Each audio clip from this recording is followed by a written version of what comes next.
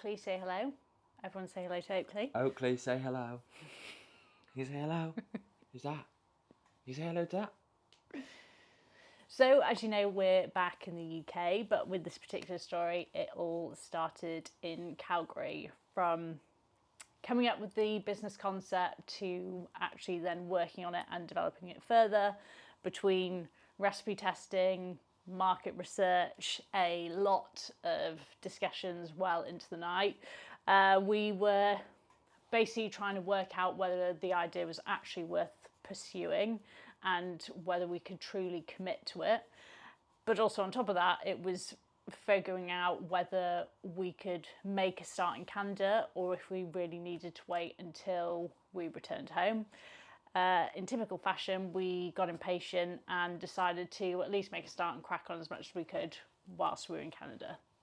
Yeah, and I was working for a company over there, so I was busy travelling a fair bit, but also trying to focus on working, as you would do, working a 9-to-5 job. So we'd obviously moved over there with my company, but we couldn't go to Canada and not spend a lot of our times in the mountains. So we were quite close to Canmore and Banff, which are two beautiful small towns, ski towns.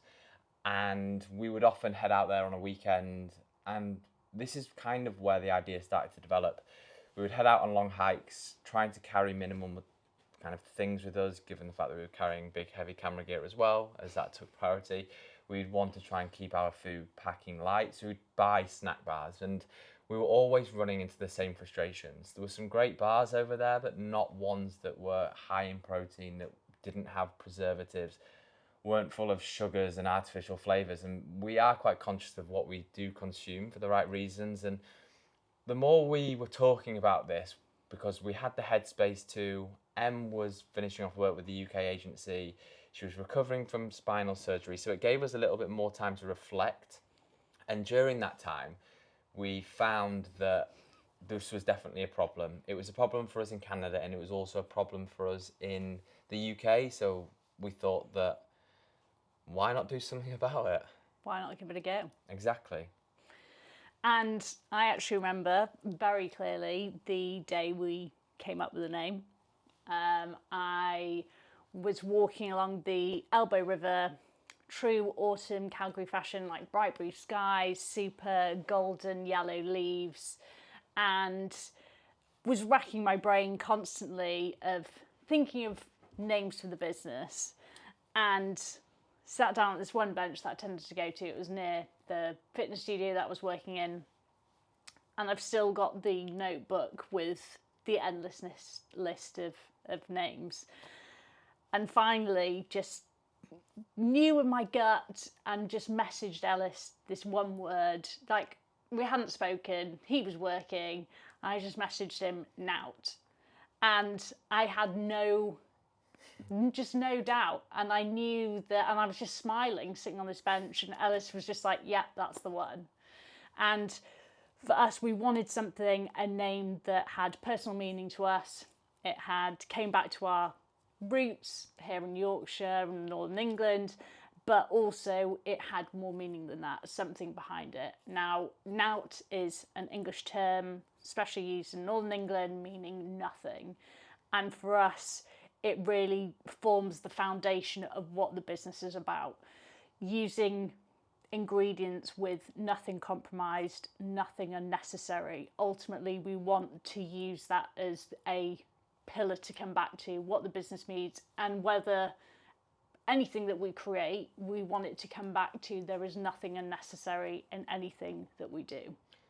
And I think with that word, obviously we are creating something. It's not nothing. There is a lot of good in it, but it's, as Em said, nothing unnecessary. I think that's a really key point for this. And we're doing pretty much everything within our power to ensure that that's the case. Absolutely, it's got its challenges. We know that the multiple iterations that Em had done while she had been in the kitchen, we realised that actually the reason that people put these things in is because they need to extend their shelf life. So I think Em had spent a lot of time in the kitchen whilst we're in Canada making recipes that were truly awful. I think we were so excited when we'd done the first batch and we tasted it. And oh my God. It was yeah, a Horrendous. bad experience given how good it smelt. But we did come up across like a lot of kind of challenges with it. We were making it in a small kitchen. We knew that we weren't going to have a shelf life with it, so we put in things like rosemary extract because we were going to put olive oil in, and the olive oil typically has a lot of rancidity, so it goes off very quickly. So we realised that it wasn't going to work. We weren't going to be able to achieve a shelf life that we wanted to compete with some of the larger players.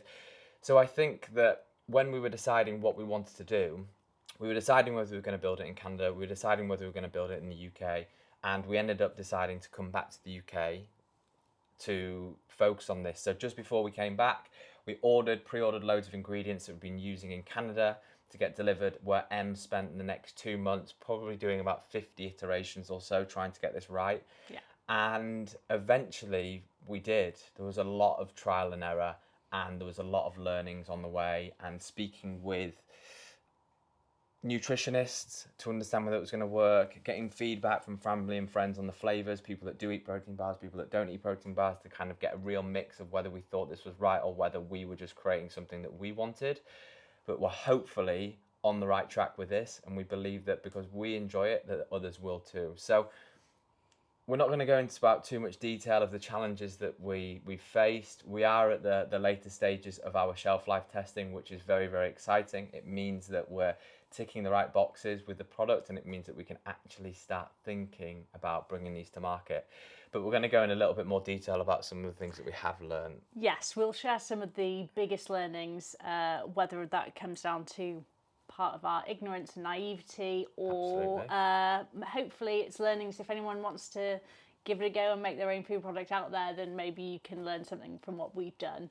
But I think we'll save that for the next one.